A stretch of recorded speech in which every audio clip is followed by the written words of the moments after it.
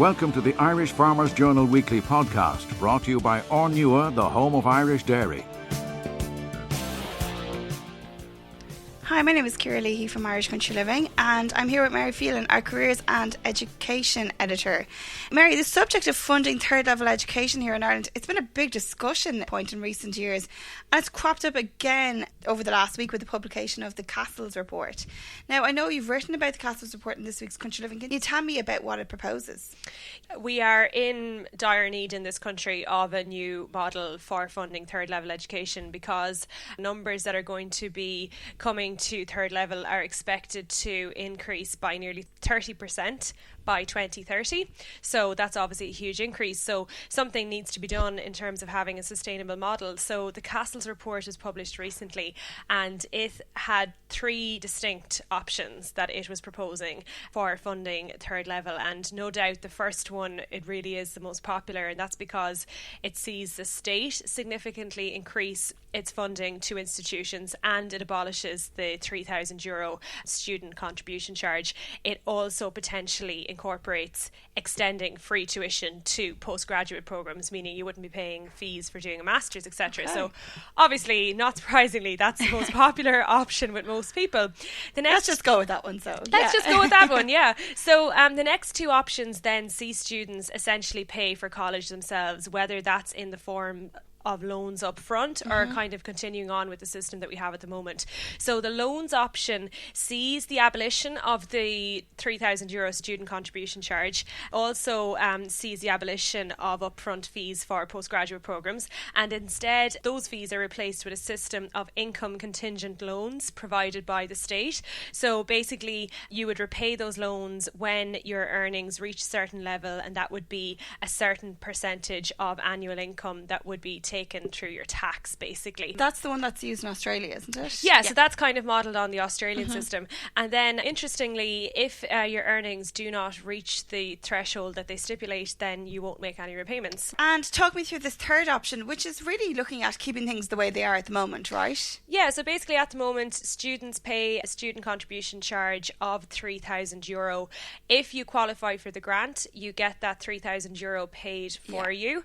So some people who get the grant just get that paid for them, and some people who get the grant get money for living expenses and get that paid for them. So under this system, everything would be kept the same, except that the government would increase the number of people who qualify to get the student contribution charge paid for them. So obviously that would be an improvement on the way things are at the moment. So that system also sees the government increasing funding for universities using state money as well. Now, Mary, in relation to farming families, this report has some potential unwelcome news, and I suppose this is something that has come up over and over again, the acid test. Yes, so the acid test rears its head again. It was announced in Budget 2012 that it would be introduced, but we are now in 2016. Nothing has materialised. But in this report, it is explicitly mentioned.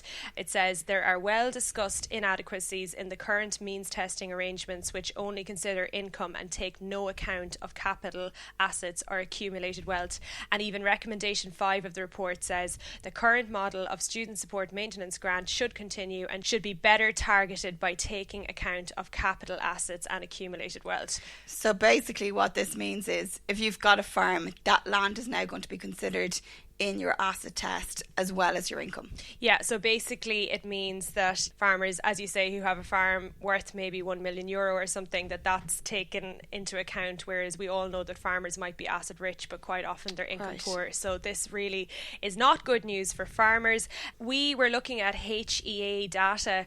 Now, the most recently available data on this particular issue dates back to 2011-2012, but what that actually found was that of the new entrants to third level in that year, 8.9% of those who got grants were farmers, and according to the same survey, 36.1% of new entrants to third level overall got the grant, and then 41.8% of farmers' children got the grant. So you've got 36.1% of students overall versus 41.8% of farmers' children. That's not really that big of a difference. That's a 5% of difference between the general population and the farming community, which shows that really farmers' children are not disproportionately receiving the grant really really when compared to the rest of the population. Okay, and you say the income farmers submit when applying for the maintenance grant is very strictly controlled as it is. Yeah, it's very strictly controlled.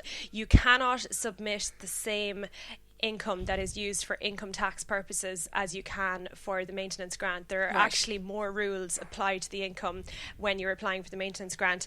These rules include there's a number of expenses that are disallowed, so such as capital expenditure, interest on capital expenditure, interest on leasing expenditure as well. So when those are included in the accounts, it makes your income look bigger than what it actually is. And I mean, average farming income in 2015 was 26,536. I mean, that's really what farmers are making. So to make that look bigger because expenses are not allowed in the accounts, or to make that look bigger because you have a farm worth a certain amount, really, I think anybody would agree that's not a very fair way of determining who deserves a bit of help with going to college. Absolutely. I suppose the last thing is, I mean, as you said earlier, I mean, it's come up since 2012, the whole thing about acid testing.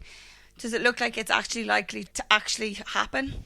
Well, I think this report says quite a lot. Those three models of funding higher level education that I explained earlier, I mean, there's something for everyone. Obviously, everyone's going to want the model which sees the government basically fund everything. Cough up. So I think this report says quite a lot. Of those three models, only one can be adopted. For all three of them, the proposals about grants are kind of similar, and that would include the acid test. But I don't know if Fine Gael TDs are going to be very happy about it. Their voters certainly aren't going to be. The Cassells Report has been forwarded to the Oireachtas Committee for examination and discussion, so really we can only see what's going to happen down the line. I haven't heard anything that would suggest that it will 100% definitely happen, but I mean, it is in the report. Okay, thank you very much, Mary. The Irish Farmers Journal Weekly Podcast, brought to you by Ornua, the home of Irish dairy.